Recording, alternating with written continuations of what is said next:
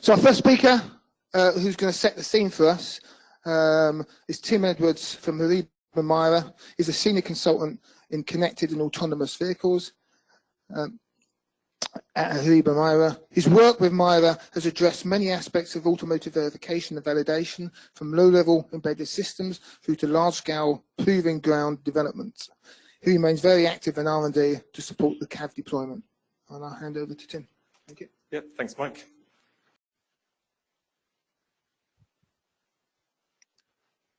Okay, good morning. So I want to talk about connected autonomous vehicles this morning, and specifically around the verification and validation activities that we're working on. So as many of you will have heard, this is a real kind of big area of research at the moment, and there's lots of conferences around this topic, but it's really nice to get specifically into the area of verification and validation and to engage with people across different industry sectors so we can compare knowledge. So I want to start with the absolute basics. And so first of all, just start with the definition of what is an autonomous vehicle. So conveniently, there's an SAE standard that defines multiple levels of autonomous vehicles. And obviously I won't go into the details of this, but what you can see here is that on one side, you've got the blue side of the scale. This is very much where the driver's in control of the vehicle. And there's a range of different technologies available to support the driving task, which may include some level of controlling the throttle brakes and steering. On the right-hand side, you've got the green activities. Now, these are where you have a level of automated system that takes full responsibility for the driving task for a period of time. And essentially, as you go from level 3 up to level 5, the amount of time that the system can operate autonomously increases. So there's a couple of interesting things to point out. I mean, first of all, where we are currently with the state of the art is very much around level 2. So we're starting to see very advanced driver assistance systems that can keep the vehicle in lane, control the speed simultaneously for sustained periods of time, but still just to support the driver. And there's a real kind of big leap that needs to take place to move out of that into the green areas where you start to have this delegated authority to the automated driving system. And the other interesting kind of break point to think about is between level 4 and level 5. So really at level 5, you're talking about something that's autonomous in any condition at any time. And so because that's such a huge challenge, really the industry activities at the moment are very much focused on enhancing the current level 2 driver assistance features and working towards a vision of highly automated driving at level 4. So that's an autonomous vehicle. I also wanted to talk about connected autonomous vehicles. And so again, there's different types of connected, and it can mean different things to different people. So the terminology here isn't standardized. These are some words that I'll probably use. So on the left-hand side, again, something representing pretty much the state of the art, the connected car. Most modern cars have an element of connectivity built into them already, whether that's getting weather information, map data, traffic information. So that exists either built into the vehicle or through a smartphone. A big area of research for many years has been around cooperative or cooperating technologies, where you actually start to use communications directly between vehicles or between vehicles and local infrastructure, and then to start to actually use that to influence the behavior of both those systems. So that could include prioritizing traffic signals on the infrastructure side, or it could include cooperative adaptive cruise control, for example, where the vehicle speed takes into account information from other vehicles to just smooth out the speed control. So that's something that's really kind of quite well progressed towards standardization. There's a lot of major proof of concept activities around that. At the extreme right hand side, again, we've got something which is a bit further away perhaps, around control, where perhaps there may be applications where a level of intelligence might be outside of the vehicle and making demands of what that vehicle needs to do next. So from a safety perspective, that obviously brings in a lot of challenges. But there are applications where it may well work. So one is remote automated parking, which is a feature we're already starting to see, where a driver might be able to get their vehicle to maneuver into a tight parking space or out of a garage without them actually being in the vehicle. Another use case would be towards supervising fleets of autonomous vehicles, perhaps kind of low speed transit systems around airports and campuses for the like. So again, we're likely to see a range of different technologies across this spectrum. Although it's very important to note this trend at the bottom, that as you move to the right, it really puts a lot of emphasis on the requirements around the integrity of that system, the latency of the data through it, and the availability of the network. and those are pretty challenging to overcome. So it is a reason why we see most activity still being on the left-hand side of this. So I've explained what I mean when I talk about connected autonomous vehicles.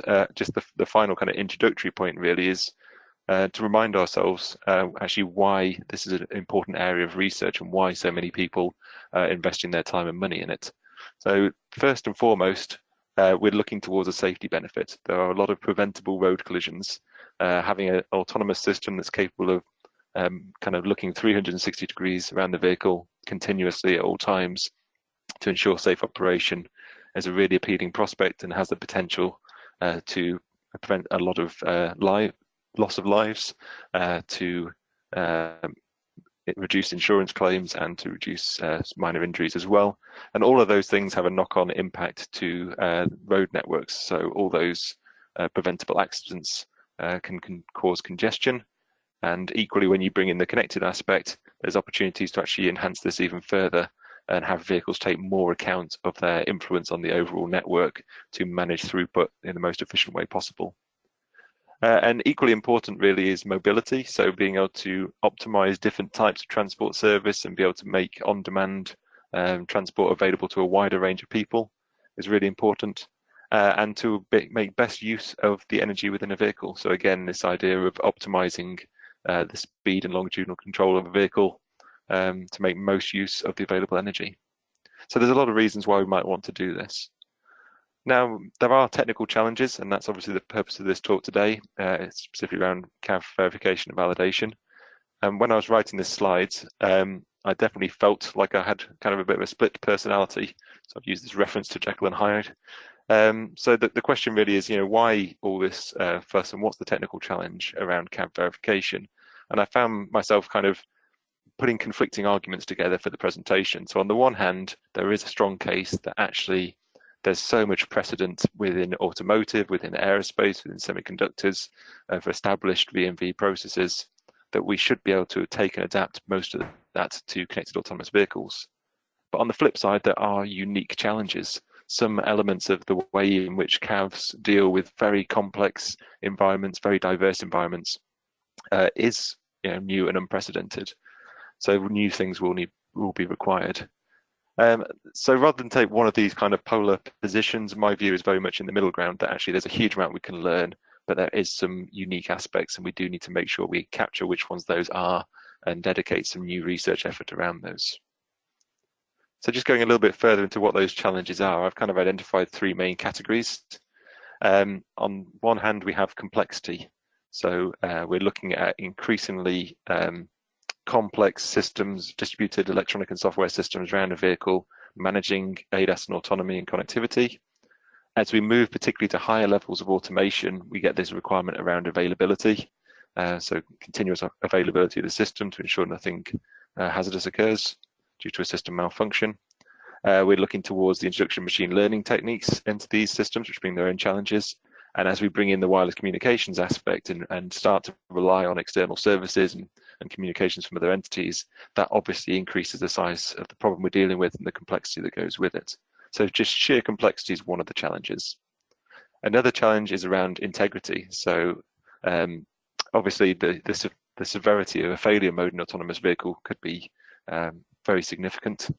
Not only that, though, we have to think about not just when the system malfunctions, we have to think about the safety of its intended functionality. So if we're causing the vehicle to make an automated decision to apply brakes or change lanes or go through a traffic signal, even when the system is fully functioning, there can be hazardous consequences from the action that vehicle takes, and that needs to be analysed as well. Similarly, we need to think about the fact that humans are still going to be within these vehicles or calling on these vehicles, and there's a lot of potential for misuse, and we need to make sure the system cannot be used inappropriately in such a way that it would actually compromise the safety or security of it.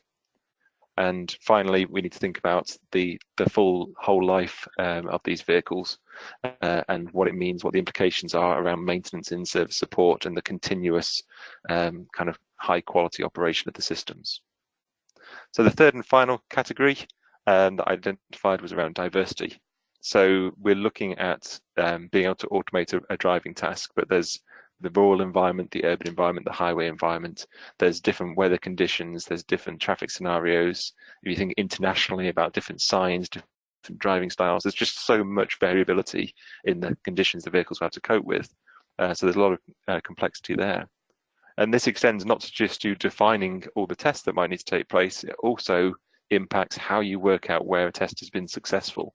It's actually not cut and dry exactly what good driving looks like. It's very much open to human interpretation at the moment. So we need to do research around defining meaningful acceptance criteria across that full spectrum of different driving conditions. And then we need to decide, if and how we can actually assess coverage across that full space as well. So there are many challenges, and I really just want to go through some of the implications of these now. So just taking a step to a traditional systems engineering lifecycle, so very commonly still used in automotive, and I'm sure still used in some other sectors as well. It doesn't necessarily perfectly capture a kind of modern engineering process, but the fundamentals are still certainly true. That on the left-hand side, you specify your system, you cascade that down into increasing levels of technical detail, and then you work your way back up the right-hand side, verifying and validating that each element of that specification has been achieved. But one of the really interesting points about connected autonomous vehicles is that now the fully integrated vehicle system is not the highest level of system that we have to deal with. The impact on other road users and bidirectionally as well, the impact that those users have on our autonomous system and the infrastructure has is really important to consider as well. And so there's a higher level of transport system requirements that need to be considered and also need to be validated that we're putting a vehicle into service that's going to integrate seamlessly with those other actors. So specifically around the topic of verification and validation, I want to talk a little bit about scenario-based testing. Really, again, this isn't a new science in its own right, but it becomes quite a big, expansive activity for autonomous vehicles. So fundamentally, we're using scenarios in CAV to map requirements into test cases.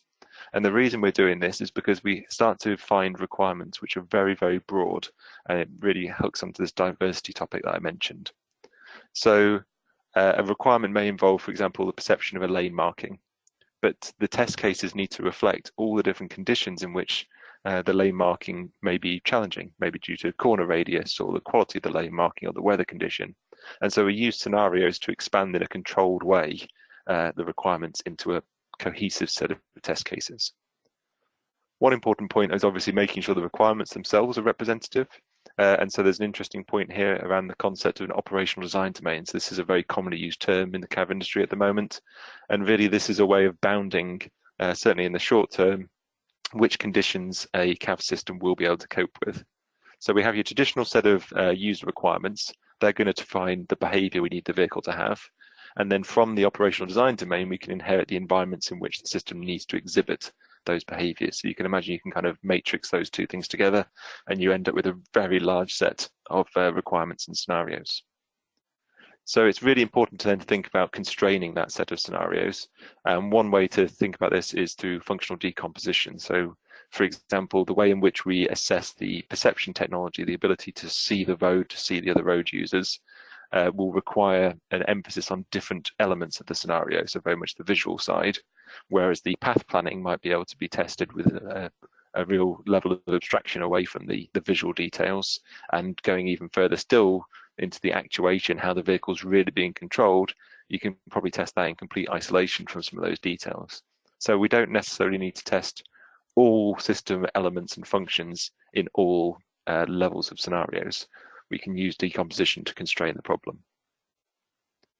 So once we've got a set of scenarios, the next challenge we find is actually there's a lot of different test approaches available to us, and it's about using the right test approach for the right test.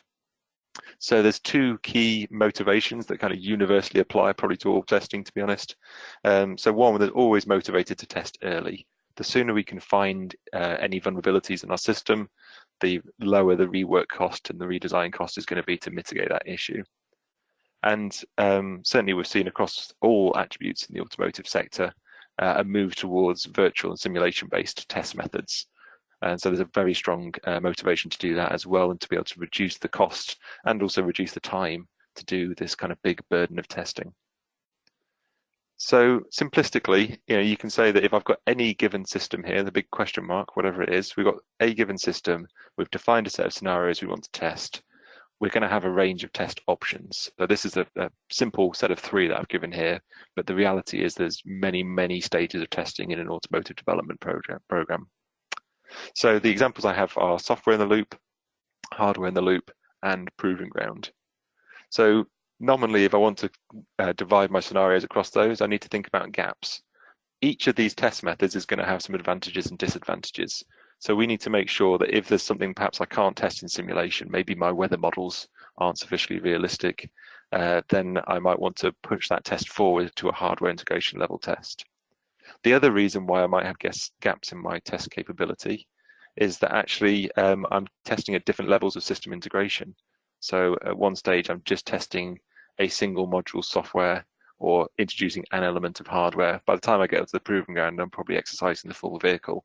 So there will be some implementation differences that you notice there, and so you may need to address those gaps, not just in the test scenario, but also effectively in what is the real system under test. And part of that feeds into the need for correlation. So where you're showing tests that you've done in a prior test, particularly a simulation-based test, at least a subset of those tests still need to be carried forward to validate that actually all the assumptions and models you built that test on are correct. Anything you've assumed about that system integration challenge is also correct. So correlation is going to be an absolute fundamental area for further development. So I've mentioned that these are just 3 examples of test capabilities. So really the last bit of the talk, I want to focus around actually what are the kind of state-of-the-art test capabilities in the CAV industry.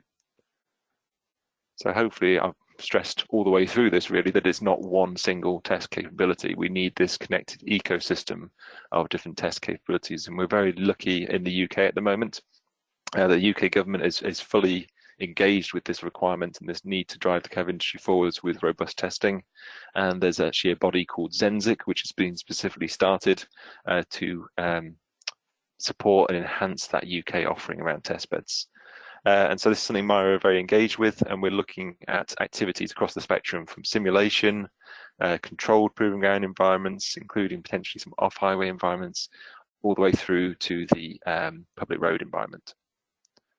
So just to give some examples now, each of these stages has its own advantages and disadvantages, and there are current activities in progress. So we start in the public environment. Obviously, this is where we want our vehicle to end up working. And so the real environment is in many ways the only way you're going to get full exposure to the weird and wonderful things that can happen on public roads. So you get those real scenarios, and you'll encounter real failure modes, whether it's an unusual material property that you hadn't seen before, some strange weather condition, combination of different factors together that made for a particular shadow or reflection or severe maneuver. So you'll find these things. And particularly for perception systems, this is going to be really important to ensure robustness. And another point I wanted to stress here is actually, many of you will be aware, but some of you maybe won't, that actually within the UK, there's a code of practice for testing autonomous vehicles on the road, and it is actually possible to go and test vehicles right now on the road. In fact, there are trials happening already across the UK of this type of technology. Now, these are prototype vehicles, and there's other safety mechanisms in place, such as safety drivers and other things to ensure that these vehicles are being tested safely. So they're not production, but they are out there, they are developing experience, they are being exposed to real driving conditions. So this remains a really important activity of testing, but clearly it's not the only one, and clearly it's not a viable means for assessing the safety. If nothing else, there's a really good report which I can recommend from Rand Corporation a few years ago, and they actually did some statistical analysis to say that if you wanted to make an argument that an autonomous vehicle was going to be, say, a 20% improvement in failure rates over the average human driver, you'd have to drive in the order of something like 5.5 billion miles. So clearly that's not feasible for every new vehicle or for every software release to go and drive a fleet of vehicles billions of miles. And this is why for the actual assessment and sign-off activities, we look towards other test methods. And a big one of those test methods is the simulation environment. So it's the only thing really that's going to be able to address that volume of test scenarios that I mentioned earlier. But on the flip side, we do have this constraint around the availability and the accuracy of the models that we're using, because clearly those are going to be fundamental. And similar to the point I made earlier about test decomposition, it's not going to be one simulation tool. We are likely to have different simulation tools that focus on different aspects of the vehicle with different levels of abstraction. And actually, it's going to be a case of using the right tool for the specific activity that we're doing. And quite possibly, actually, as I've got an example here, of using multiple tools in a kind of co-simulation framework. So on the left-hand side of this screen, we've got a traffic simulation running. But on the right-hand side, we've got an example of some work we did on the UK site program, where we actually had a vehicle-to-vehicle network communication simulation running coupled with that traffic simulation, so that we could see the real impact that the connectivity was going to have on the system performance and what that would ultimately have on the road network. So given the fact that simulation is a big part of it, we need to think about what we can do to address any gaps in the simulation tools, and to make sure that we can supply models that are sufficiently representative of the real systems, and that we can validate those results. And for that, we look towards controlled proving ground environments. So on this slide on the right-hand side, you can see a kind of overview of the Hariba proving ground. There's many kind of similar automotive proving grounds all over the world.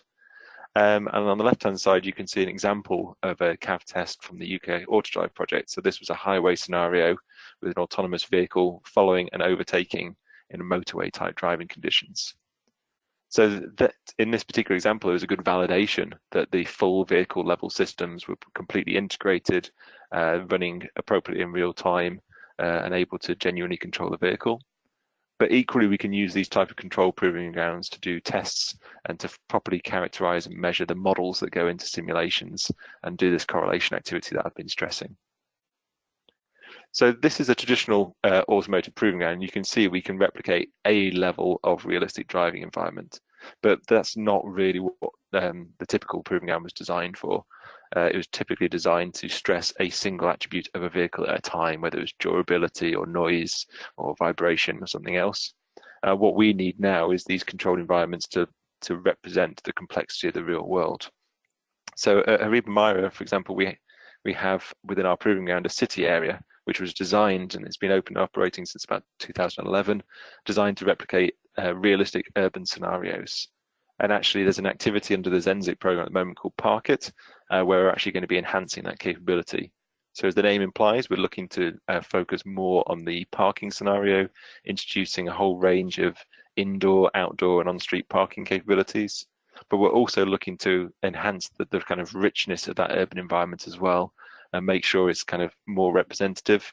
And we're targeting different levels of autonomy, but one of the big ones that we're focused on, and possibly one of the earlier ones to market, is going to be around autonomous valet parking. So the ability to get out of your car and allow it to make its way to a car park and find a space all on its own, whilst you can go and make some better and more interesting use of your time.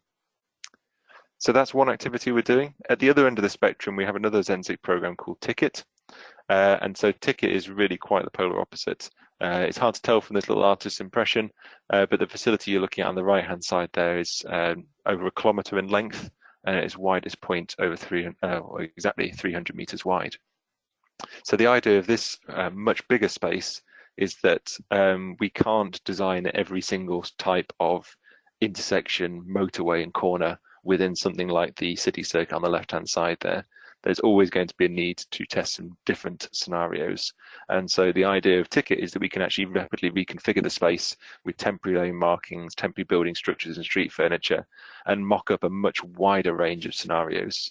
And given the space, we can actually look at high-speed scenarios. We can look at the kind of limit handling and controllability aspects of autonomous vehicles, which is definitely going to be a key factor in interurban scenarios, for example. So I've talked quite a lot now about the physical environment of proving grounds. It's also really important to think about the connected element of that.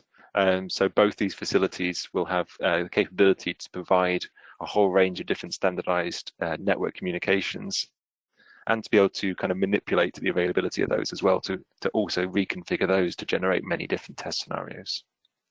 But the other part of it is the other road users. So clearly one of the whole benefits of being a controlled environment is that you can fully enforce a specific test scenario design, and you can ensure that you're testing safely when you're still not necessarily got the level of confidence that the vehicle will always do as expected and as designed.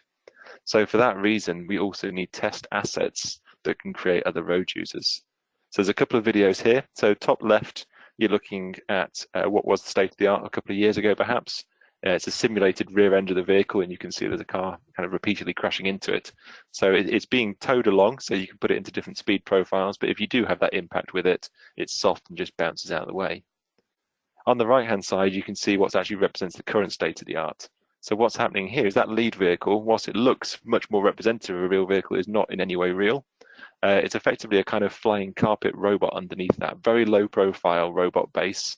On top of that is a full 360-degree foam car. So you'll see in this early part of the video in a second that it's capable of accelerating, turning corners and doing a whole range of different maneuvers. And that as far as the autonomous vehicle behind it might be concerned, it looks from any of those angles to be a real road vehicle.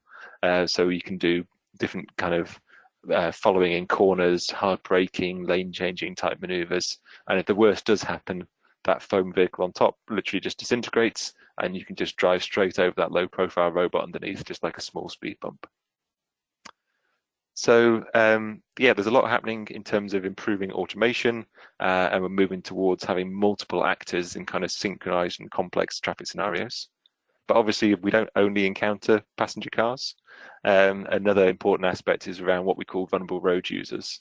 So there's also a range of similar robotic and soft target systems for pedestrians and cyclists, and there's a new target coming to the market at the moment as it happens for motorcyclists. So if you watch the top left video here, you've got a system under test on what looks like a fairly clear road, and you can see something that's actually pretty representative of a pedestrian walking and crossing the road there. Okay, certainly up close, it's not perfect, and when you look at the right-hand view, you can clearly see it's quite a crude robot. It's got moving legs, but not much else. But from the perspective of a camera system and a radar system, actually it's reasonably representative and certainly sufficient for the current generation of ADAS features. Again, there's innovations happening here so that we can increasingly have multiple actors being automated, and as opposed to using this pulley system that you can see in these videos, there are low profile robots available so you can do complex trajectories again. So I'm coming to the end of my presentation in many ways, but there's one final kind of real research concept that I thought I'd share as well, just for interest, which is that, you know, not everything falls neatly into a category of just being simulation or just being a controlled environment. And we've been developing some concepts of Myra around a kind of hybrid vehicle in the loop simulation.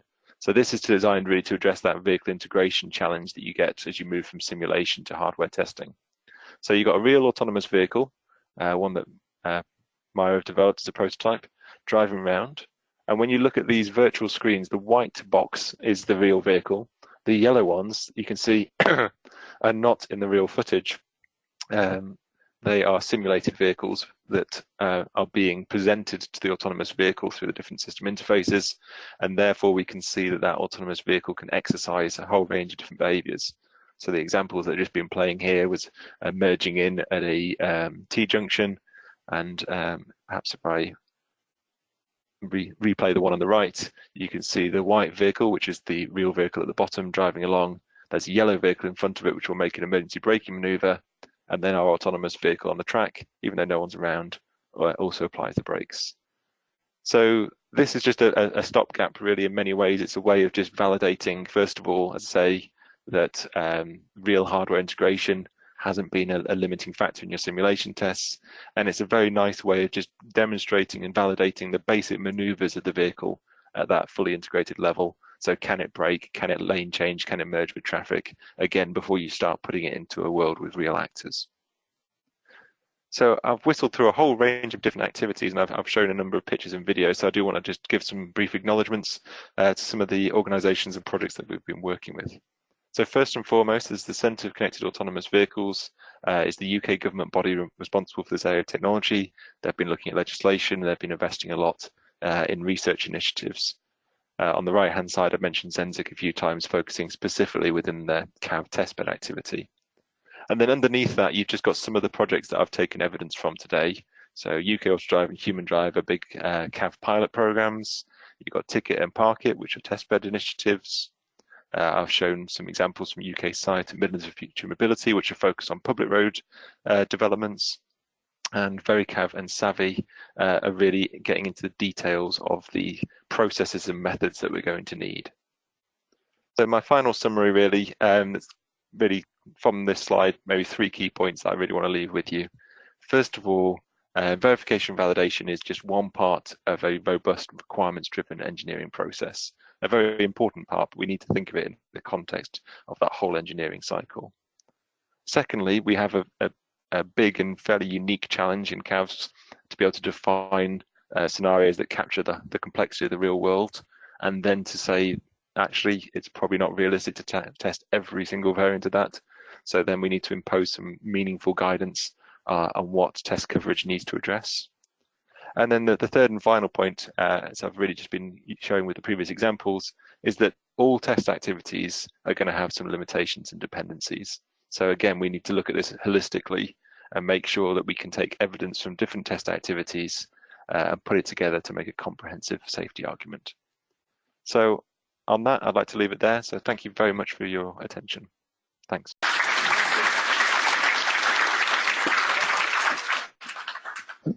Yes. In terms of have we got permission to put your slides on our website? Is that? Yes. Yes. So if you do want to see the videos, they'll all be on the website anyway.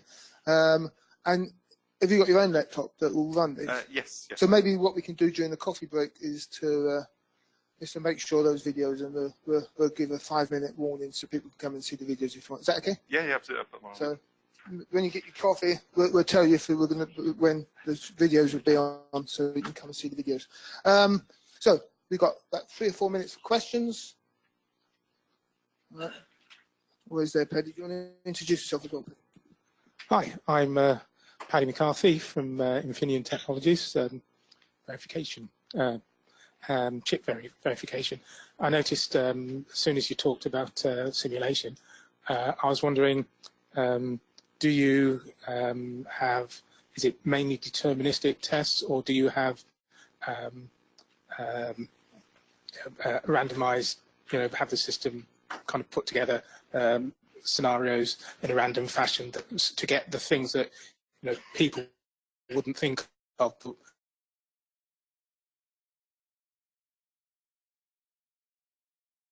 Maybe they'll be actually valid when you look at a lot of good out of doing that. Absolutely, really good question. And actually, there's 2 particular projects that I'd like to draw your attention to down here, perhaps VeryCAV and Savvy. So both of these projects recognise the problem I mentioned to you with the parameter space. So because the parameter space is so big, we can either try and brute force our way through every single permutation, but more realistically, we want to find some way of sampling effectively. And by doing that sampling across the parameter space, you are generating combinations which perhaps you hadn't intended to do.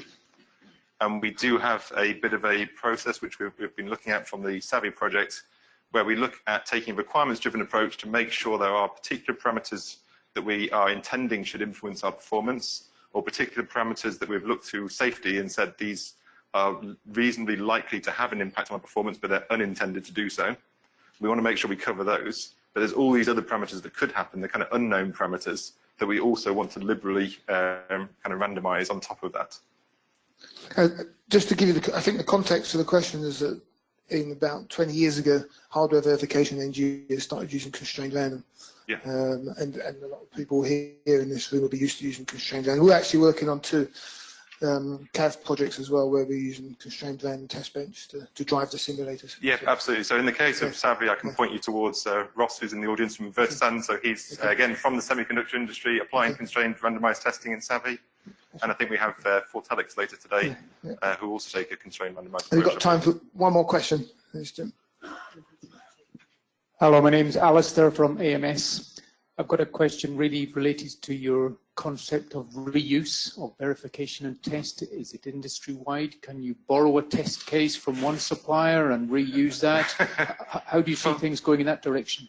So I guess there's 2 different sides to that. There's reuse of the test case, and there's reuse of the actual test evidence. So what I was alluding to really was the reuse of test evidence. So if there's things you can demonstrate at a software in the loop test stage or component test stage, it's being able to carry that evidence forwards to make an argument at higher levels of integration. That's the point I wanted to make. In terms of test scenarios, though, I mean, there are a lot of industry initiatives at the moment pushing towards hopefully defining a standard set of test cases which everyone can test against. My gut feeling, though, is there's still too many, and that you do need to do a kind of case-by-case, again, going back to randomization type approaches, case-by-case approach of making sure that you understand your specific vehicle and the areas of sensitivity in that problem space. Perfect. Thank you, Jim. That's perfectly on time as well, so thank you very much. Yeah. Thanks. Okay, thank you.